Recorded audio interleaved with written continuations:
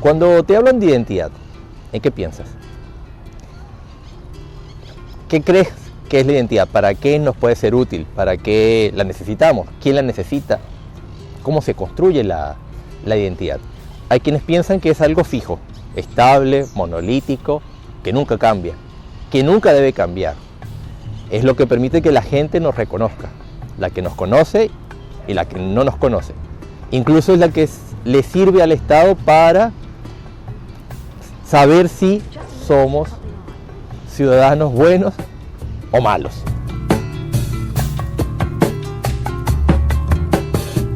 Pero hay quienes piensan que la identidad no existe, es decir, no es aquello fijo, estable, monolítico, es más bien un proceso. Por lo tanto, se refieren a ello más como un proceso de identificación. Uno generalmente está identificándose con algo, con ideas, con gente, con lugares. Parece que esta forma de pensar la identidad o el proceso de identificación tiene más que ver con nuestra naturaleza cambiante. Entonces, ¿qué es la identidad? Para poder responder a esta pregunta y a otras y conversar sobre otros asuntos vinculados con la migración, vamos a conversar con Olga Guerra. Así que los invito a que nos acompañen y se queden allí con nosotros.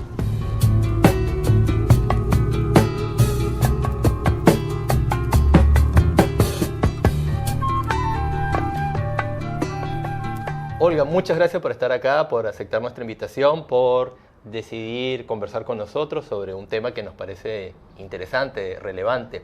Cuando digo nosotros me refiero a Ademar Cereño, que está detrás de las cámaras y es el hombre que se hace cargo de que se produzca la magia a nivel técnico, y hablo de mí, Leroy Gutiérrez, quien es el que va a dar la cara en estas entrevistas, en estos programas que vamos a producir en Sujeto Migrante TV, que es como se llama nuestro programa y nuestro canal por ahora. Olga, yo te compartí una serie de preguntas, las tengo acá, las imprimí, las tengo acá a la vista, pero la invitación es a responderlas o no y probablemente a que formular otras o que tú tal vez propongas otras. O sea, esto es libre y espontáneo. Bien. Como quieras. Bueno, lo primero, ya la gente que nos está escuchando, nos está viendo, sabe que te llamas Olga porque te he mencionado como Olga, pero ¿cómo te gustaría que las personas supieran de ti, qué supieran sobre ti? ¿Cómo te gustaría que te identificaran, considerando que este programa, el tema de este programa es la identidad? La identidad. Bueno, muchas gracias también por la invitación. Gracias, Ademar.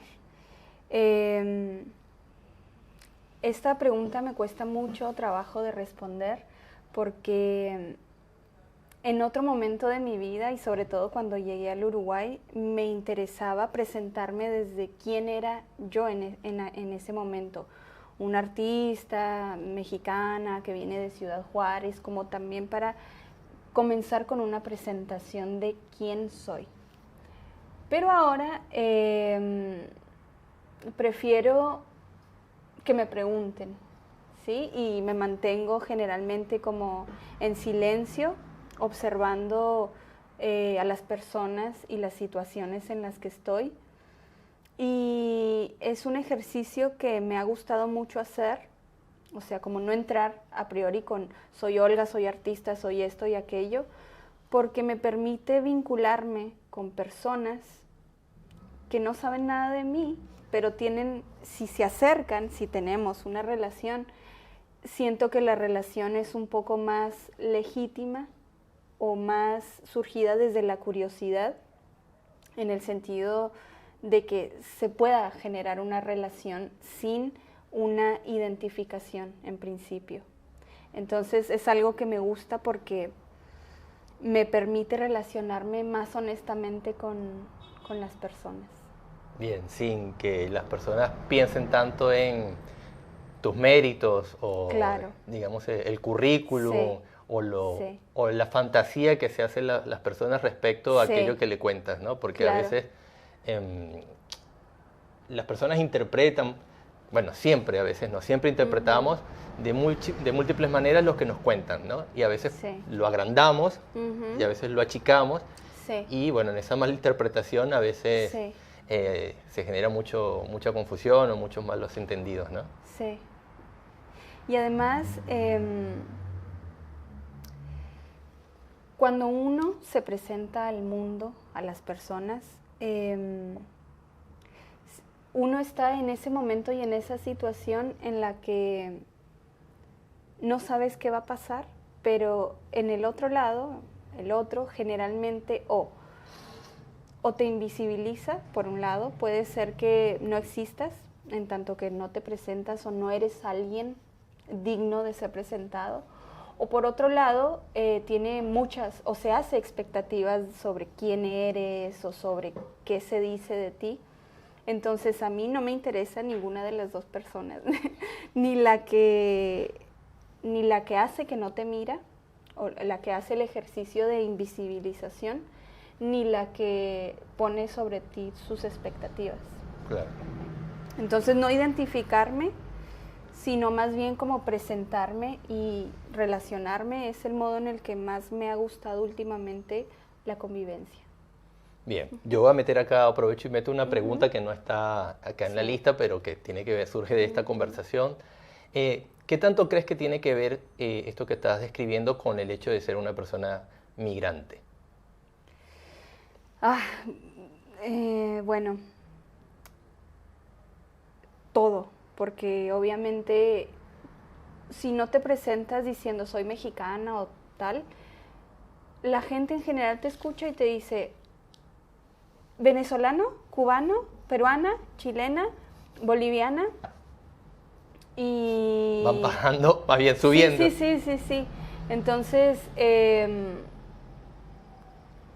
no sé, yo prefiero, si me preguntan de qué país vengo o de qué cosa, de dónde soy, yo también pregunto, bueno, ¿te refieres al barrio? ¿Te refieres a la ciudad? ¿O a qué te refieres? ¿No? En realidad lo hago para jugar también, porque en general te quieren colocar rápidamente en una ubicación geográfica y política, pero en realidad en ninguna, porque en donde te colocan es en el cliché. Si eres de Venezuela, entonces sacan una cuestión de Maduro que nadie sabe nada, pero te van a decir cualquier cosa sobre la situación política de Venezuela. O si eres de México, ¡ay, qué lindo el Chavo del Ocho! O cualquier cosa. Entonces, no. Prefiero mantener un poquito el juego con las personas que me interesan, y cuando no me interesan, me voy rápidamente. Claro, que Sí, pase esa situación y después... Bueno, Sí. yo aprovecho para contar, sí, ciertamente, yo como venezolano la cantidad de veces que me han hablado del pajarito de Maduro, es decir, que han hecho mención al pajarito de Maduro, que yo ya no recuerdo cuándo fue que lo dijo, pero me imagino que hace 6 años, 7 años. Han sido tantas las veces, y además a lo largo de ese tiempo, todavía hasta el día de hoy, que sí, hay un momento en que la gente sepa, digamos, que los inmigrantes no nos cansamos de que nos repitan esos lugares comunes y que, bueno, ponemos cara de fastidio porque auténticamente ya Sí. estamos un poco agotados de escuchar las mismas frases, ¿no? Sí. Bien, entonces, ¿cuál sería tu identidad o la que te gustaría que las personas percibieran luego de ese primer contacto, luego de ese primer acercamiento? ¿Con qué te gustaría, como si esto fuera algo que uno pudiera definir unilateralmente, con qué te gustaría que las personas se quedaran de ti? ¿Con qué impresión? Cuando piensan en Olga, dicen... En realidad no sé, pero es una pregunta o una situación que he pensado junto con otras amigas migrantes también, Tengo una amiga colombiana, Daimi, que ella siempre ha dicho que a ella le gusta mucho esto de ser migrante porque puede inventarse cualquier cosa y no tiene que rendir cuentas porque o te lo creen o no te lo creen y punto. Entonces, yo no estoy ahora muy interesada en que me fijen como una identidad de qué soy.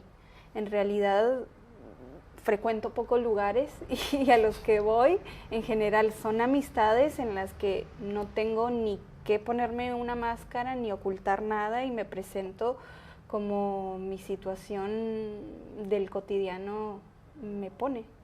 Bien. No estoy queriendo evadir tus preguntas. ¿No? Pero sí estoy en una situación o en un momento en el que quiero pensarme a mí misma y quiero pensar la vida del migrante o de la situación o la condición de migrante como una posibilidad de búsqueda, que es eso fundamentalmente, pero también es una posibilidad de búsqueda no solamente de un territorio, sino de una relación con las cosas y con los lugares, las personas con las que transitamos. Bien, me gustó eso. Bien, desde hace un tiempo, bueno, estoy leyendo la pregunta, desde hace un tiempo parece que el término identidad se ha vuelto muy relevante. Cuando lo oyes mencionar, ¿en qué piensas? Déjame decir a la gente que previo a la grabación y antes incluso de que se nos ocurriera hacer esta entrevista, hemos hablado bastante del tema de la identidad, ¿no? Sí. Bueno, yo anoté la raíz etimológica de identidad y después quiero contar más o menos qué pienso sobre la identidad. La palabra identidad viene del latín identitas y de idem, lo mismo, que encontramos en frases de latín clásico como idem et idem, que es una y otra vez, y semper idem, siempre lo mismo. Entonces, es una palabra bastante complicada para pensarla, pero últimamente estoy también como en un ejercicio de búsqueda de la raíz etimológica de las palabras. Y creo que buscar la raíz etimológica de las palabras tiene que ver también con un ejercicio de lo migrante, de buscar en el lenguaje de lo que decimos lo fundamental de las cosas. Y creo que no es una simple búsqueda de a ver qué dice el diccionario etimológico, sino que creo que todos nuestros intereses y búsquedas están íntimamente relacionadas con nuestras búsquedas existenciales y por las condiciones y los momentos en los que vivimos. Entonces, la identidad para mí, que vengo de Ciudad Juárez, que es una frontera entre México y Estados Unidos, siempre significó un problema en el sentido, por un lado, de que la gente de la frontera se piensa que no somos tan mexicanos y que somos medio gringos. Y para los gringos no somos gringos, somos mexicanos. Entonces ya en principio vengo de una territorialidad complicada en su definición. Y la identidad la asocio con cosas endurecidas, con una cosa dura. Te decía que me cuesta pensar la identidad como un movimiento, porque si bien hago el esfuerzo y mi vida me va llevando a que la identidad es algo que está en constante movimiento, me pasa que veo a la gente, a mi familia, a la sociedad, y la palabra identidad es algo complicado porque nos situamos en la comodidad de identificar al otro, de no querer moverla, o como de buscar una cierta estabilidad en el concepto, en la definición, en la persona, y creo que eso también tiene que ver con nuestro sentido como de sedentarios, que buscamos todo el tiempo la dureza, la identidad, la estructura rígida, las definiciones concretas. Y lo que me permite hacer la búsqueda o la inquietud por buscar la raíz etimológica es como pensar el concepto desde cómo tú me estás planteando la pregunta, pensar en el cliché, digamos, de la palabra, cómo se piensa coloquialmente, pero también pensar en la raíz, para ahí yo poderme mover en una, digamos, como una resignificación de las palabras. Sí, a mí me parece interesante lo de volver como al significado, no sé si original, pero quizás el primero, el que se le da la palabra, porque sirve un poco para desautomatizar ciertos sentidos que le otorgamos a las palabras. Es decir, de tanto repetirlas y de tanto usarlas, de pronto dejamos de pensar ciertamente en qué significan, ¿no? Y van perdiendo un poco su sentido y un poco su significado. Entonces me parece muy importante que volvamos, nos planteemos o nos preguntemos como, pero ¿qué significa exactamente la palabra identidad o a qué remite? Y respecto a lo que dices, de que la gente como que se aferra a lo estable y piensa quizás en lo sedentario como en mejor frente a lo nómada, creo también que lo que pasa es que las personas están buscando o estamos también. lo confiable, sí, ¿no? Lo confiable. Es decir, una persona es más confiable en la medida, parecido a la etimología que traías de la palabra identidad, en la medida que es igual a sí misma una y otra vez y siempre es como se supone que debería ser. Entonces la gente que me conoce se siente segura y puede confiar en mí porque cada vez que me encuentra en la calle, en algún lugar, yo me comporto de la misma manera o reacciono de la misma forma que ellos esperan, como la que ellos esperan que yo tenga, ¿no? La misma actitud, la misma conducta, ¿no? Si yo cambiara, ahí habría algo sospechoso. O por lo menos les generaría algún tipo de inseguridad, porque tendrían que preguntarse si pasó algo, si no pasó algo, si se debe a ellos el cambio, ¿no?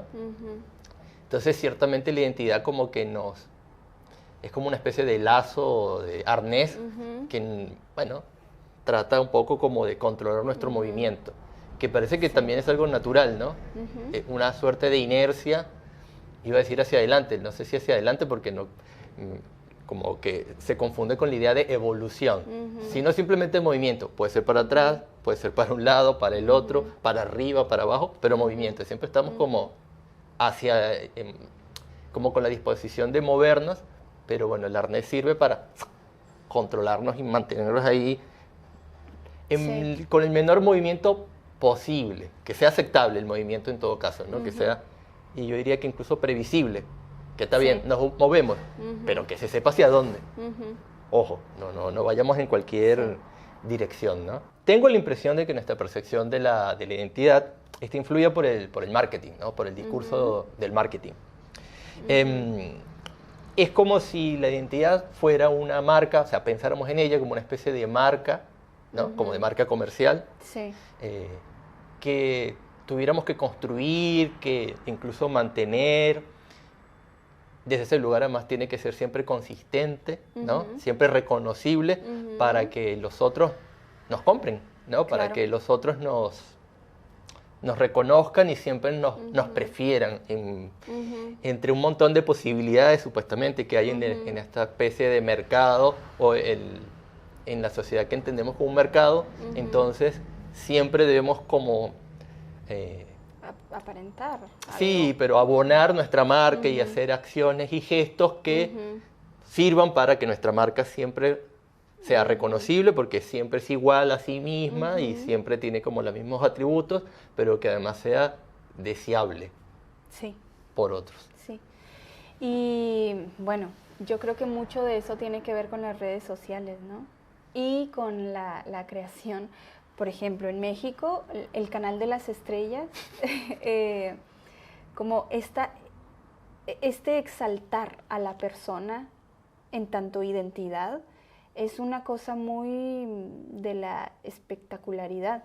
y las redes sociales obviamente abonan un montón en eso.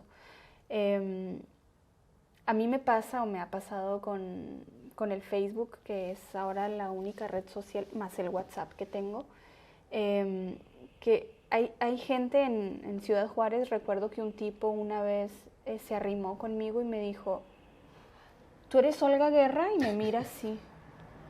Y yo le dije, sí, ¿nos conocemos? Y me dice, sí, yo te conozco del Facebook, pero pensé que eras más guapa. Y yo me quedé como, ¿qué onda, no? Qué raro.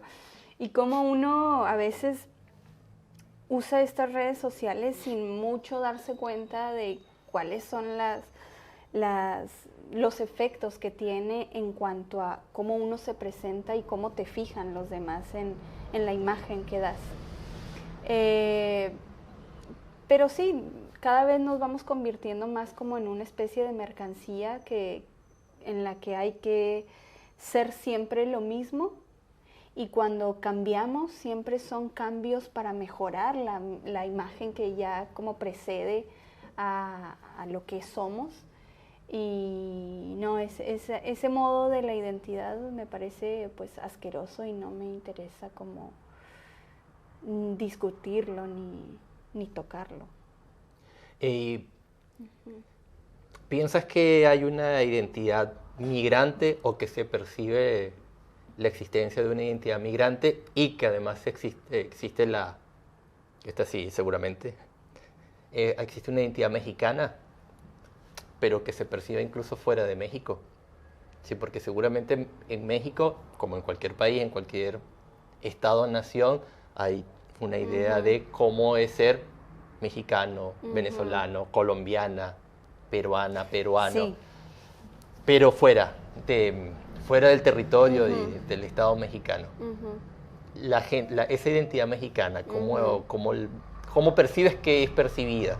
Y la identidad migrante, que es otra, ¿cómo ves que es percibida? ¿O cómo has vivido la manera en que la gente la percibe acá en Uruguay? Sí, bueno, México es una hegemonía cultural, ¿no? Y de eso me di cuenta acá. O sea, de repente uno está ahí y no te das mucho cuenta de la influencia que tiene la cultura mexicana en muchos países. Pero sí, me han preguntado, por ejemplo, y el Día de los Muertos, y ustedes lo celebran y no sé qué. Bueno, en el norte de México, en donde yo nací, en Ciudad Juárez, casi no se celebra el Día de los Muertos. Y además mi familia no lo celebró jamás. Entonces, obviamente que te llegan con todo el paquete de, bueno, tú seguramente, el picante, el tequila, la bandera, el Viva México, no sé, el mariachi, la muerte, el Día de los Muertos. Y siempre, bueno, es un lugar en el que uno también juega, ¿no? Incluso yo recuerdo viviendo dentro de México y siendo de Ciudad Juárez, hice un intercambio en la Escuela Nacional de Artes Plásticas, y una chica de Veracruz que estaba ahí se acercó y me dijo, escuché que tú eres de Juárez, ¿no? Eso fue en el 2010, 2011, que en Ciudad Juárez estaba instalada la guerra contra el narcotráfico y que la violencia era así como una cosa exponencial, crudísima, horrible. Y esta chica me dice, me dijeron que tú vienes de Ciudad Juárez. Sí es cierto que en Ciudad Juárez matan a mucha gente. Y yo le dije, sí, sobre todo a los preguntones. Y ahí me sentí como, bueno, me salió también el juego del cliché, ¿no? Bueno, sí, matan y también a los preguntones, como esa cosa así. Bueno, nos miramos y nos cagamos de la risa y desde entonces somos amigas, ¿no? Pero obviamente te ubican en una serie de cuestiones culturales en las que muchas veces no estás adherido ni incluido, mucho menos yo siendo de la frontera de México.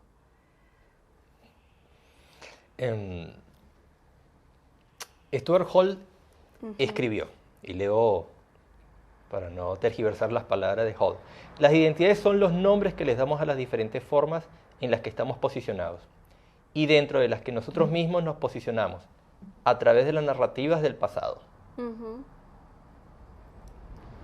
Sí. ¿Qué opinas? Ya te lo había compartido, pero te pregunto de vuelta. Sí.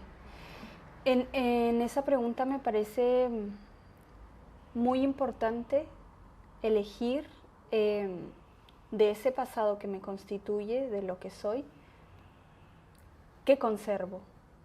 Porque ya no soy la misma Olga que vivía en Ciudad Juárez, no tengo los mismos deseos, no tengo los mismos apetitos, la misma mirada, nada de lo que vivo ahora huele igual, ¿no? Entonces, yo siento que estoy como en ese proceso de reconocer el movimiento como parte de mi vida. Y creo que esto en la discusión que estamos o en la conversación que estamos teniendo sobre la identidad es lo importante. Y me gusta pensar actualmente como más allá de los estados-nación, como la región, ¿no? Que constituye o que me vio nacer, por así decirlo. Y a partir de ahí empezar a tener una relación distinta con los territorios. Por ejemplo, yo nací en el desierto de Chihuahua, que es el desierto más grande de Norteamérica, que abarca varios estados de México y del sur de Estados Unidos. Entonces, toda esta región en la que yo nací y en la que crecí ha formado también mi forma de ver el mundo, ¿no? Por ejemplo, he pensado mucho cómo en Ciudad Juárez el sol que hace es tan abrumador y tan fuerte que en las fotografías que uno saca tienes que generalmente poner filtros para estabilizar un poco, o sea, para generar un poco de contraste en la imagen que si toman las fotos de día, por el tipo de suelo que es muy blanco y la luz proyecta mucha luz. Entonces pienso que la gente también nos relacionamos y nos vinculamos geográficamente y con los ambientes naturales en los que vivimos. Y esto no lo digo porque quiera huir de lo que socialmente es Ciudad Juárez o de lo que socialmente es Uruguay y de lo que socialmente vivo como migrante en Uruguay. Ahora repasando también la pregunta de Stuart Hall en los textos que estuve viendo, pensaba cómo en los estudios culturales hay una mirada muy concreta y muy fija en lo humano y en la cultura que es producida desde los humanos. Y cómo desde la ciencia que estudia los ecosistemas, las geografías, la botánica, la flora, la fauna, etcétera, está muy sujeta de alguna manera en una visión científica de las cosas. Entonces, a mí lo que ahora me interesa es como no olvidarme de ninguna, pero tampoco pararme en una sola. Porque, por ejemplo, esto que te decía de Ciudad Juárez, pienso que de alguna manera también nos hace a las personas que vivimos en esa región como tener un cierto comportamiento parecido a ese sol, ¿no? Como directo, claro, muy distinto a cómo vivo la relacionalidad territorial en Uruguay, que para mí y para muchos y muchas migrantes amigos ha sido como una cuestión complicada en el sentido de, por ejemplo, la humedad y la neblina, y de cómo la humedad, la neblina, el invierno, la lluvia afecta mucho a los cuerpos, a las personas. Y al principio a mí me encantaba la neblina porque en Ciudad Juárez eso no pasa y pasa una vez cada tanto. Pero me parecía como interesante pensar cómo las geografías también determinan nuestros comportamientos, más allá de cómo socialmente nos relacionamos. Porque además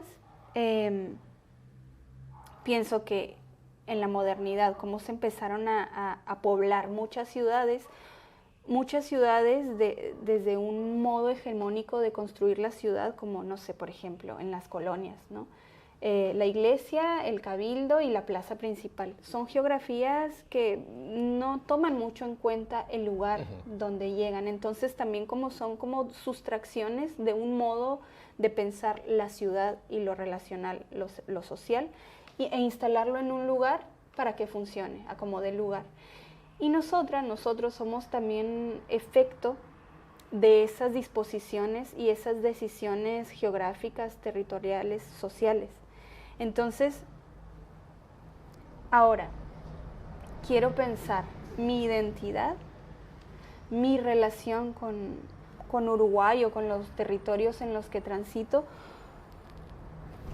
darle la vuelta un poco en vez de pensar tanto en si soy aceptada por la gente o si me toman en cuenta. Quiero hacer una vueltita de tuerca para vincularme con el territorio, con las plantas, los yuyos, el clima, la neblina, la lluvia, el río o la cuenca.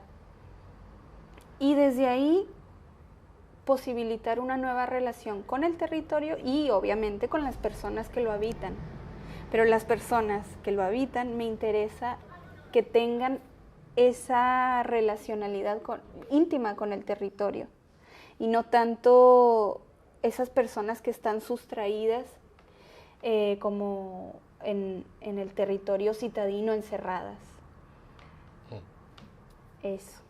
Sí, ahí de lo que comentaste me gustaría subrayar o rescatar dos ideas. Una, que uno es capaz o tiene la potestad, la posibilidad de escoger de su pasado o de ese territorio, de esa comunidad imaginada a la que uno pertenece, elementos o aspectos que le interesen.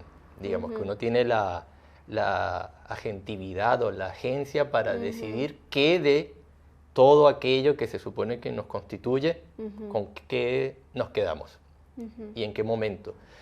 Quiero decir, porque tal vez hoy apelo a algún aspecto y mañana apelo a otro, o de pronto de un momento a otro dejo de apelar a cualquiera de ellos, cualquiera de esos elementos que forman parte, se supone que de mi historia, y entonces echo mano de unos elementos nuevos, novedosos, que tomo además de otros lugares o de otra gente, ¿no?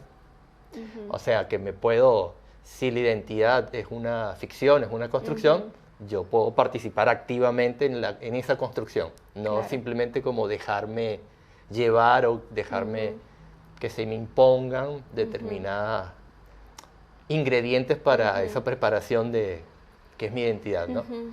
Y lo otro es lo que mencionas acerca de ese vínculo con el territorio. Yo soy venezolano y la gente entiende que venezolano es idéntico a caribeño, ¿no? Igual o tiene sentido en relación con un término que se supone que es más amplio, que es el de caribeño.